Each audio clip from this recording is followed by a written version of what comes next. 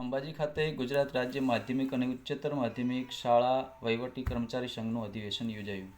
રાજ્યના શિક્ષણ મંત્રી કુબેરભાઈ ડિંડોરના અધ્યક્ષસ્થાને અંબાજી ખાતે શૈક્ષણિક અને વહીવટી અધિવેશનનું આયોજન કરાયું હતું. ગુજરાત રાજ્ય માધ્યમિક અને ઉચ્ચતર માધ્યમિક શાળા વહીવટી કર્મચારી સંઘ મંડળોનું 17મું અને વહીવટી અધિવેશન વર્ગ 3 તથા 8મું અધિવેશન વર્ગ 4નું આયોજન કરાયું હતું. આ અધિવેશનમાં શિક્ષણ મંત્રી કુબેરભાઈ ડિંડોરે જણાવ્યું હતું કે રાજ્યના મુખ્યમંત્રી ભૂપેન્દ્રભાઈ પટેલના નેતૃત્વમાં શિક્ષણ વિભાગ હેઠળ અનેક પ્રશ્નોનું સુખદ નિરાકરણ લાવવામાં આવ્યું છે, જેમાં વર્ગ 4ના કર્મચારીઓનું વર્ગ 3માં નિયમિત રીતે પ્રમોશન મળે તે દિશામાં સરકારે કામ કર્યું છે.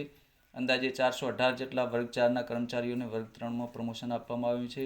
શિક્ષણ વિભાગ હેઠળ નીતિ વિષયક બાબતોનું નિરાકરણ લાવવા માટે સરકારનું હકારાત્મક વલણ છે.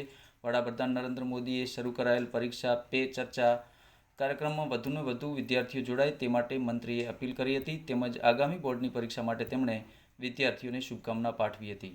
આ અધિવેશનમાં મંત્રી અને મહાનુભાવોએ દીપ પ્રાગટ્ય સહિત વિદ્યાર્થીનીઓ દ્વારા माँ तेरे चरणों में शीश झुकाते हैं प्रार्थना गीत रजू કર્યું હતું. આ કાર્યક્રમમાં મુખ્ય મહેમાન સર્વોદય સેવા ટ્રસ્ટના પ્રમુખ સોમાભાઈ ડી મોદી અને વિજાપુર ધારાસભ્ય ડૉક્ટર CJ ચાવડા ઉપસ્થિત રહ્યા હતા.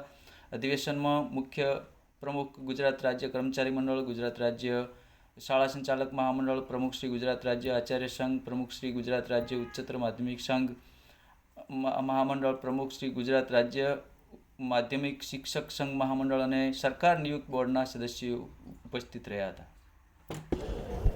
સૌને મારા નમસ્કાર. આજે મા અંબાના ધામમાં આપણા ગુજરાત રાજ્ય માધ્યમિક અને ઉત્તર માધ્યમિક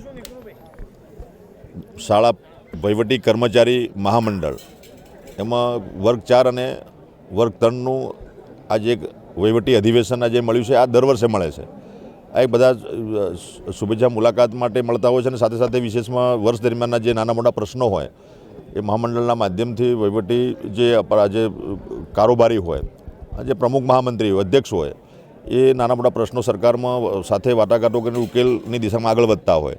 ચાલુ વર્ષે આપણા ચોથા વર્ગના જે કર્મચારીનો જે પ્રશ્ન હતો, વર્ષોથી જે પેન્ડિંગ હતો, એની માંગણી વર્ષોથી હતી બધા મિત્રોની, અને એ ચોથા વર્ગના કર્મચારીઓનો પ્રશ્ન માત્ર એટલું પ્રમોશન, ચોથા વર્ગમાંથી ત્રીજા પોટાવાળામાંથી ક્લાર્કમાં એમને બઢતી મળે, એ પ્રશ્ન વર્ષોથી પેન્ડિંગ હતો. એ માનનીય મુખ્યમંત્રી શ્રી ભૂપેન્દ્રભાઈ પટેલ સાહેબના નેતૃત્વમાં આપણે એને ઉકેલ લાવ્યા અને તમામ જે આ ચોથા વર્ગના કર્મચારીઓ તો 418 લગભગ, એ તમામને આપણે ત્રીજા વર્ગના કર્મચારી તરીકે કાલ્કમાં પ્રમોશન આપ્યા છે.